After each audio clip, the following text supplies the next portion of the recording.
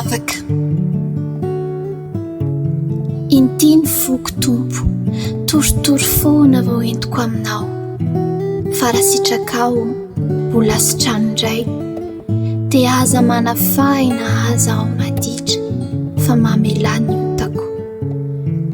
Dia aza mbola saina mamerina nitrosako aho, fa na ny aiko aza tsy hahevo izany. Fianao mpamindra fo, esory ao avokoa ny ratsy rehetrarehetra. Ireo eritreritra mamiraveran'ny aiko, kanefa izaho anao.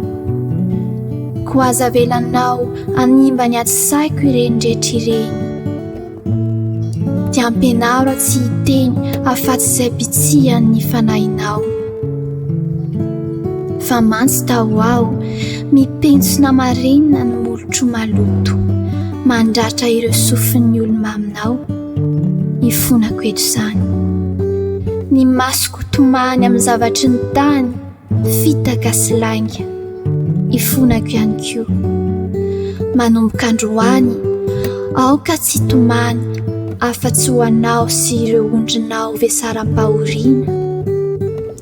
Dia ity foko ity, sy ireo fo marobe izay mitahiranao, mba feno hiafaliana. Ny Radontsoa Mamiratra.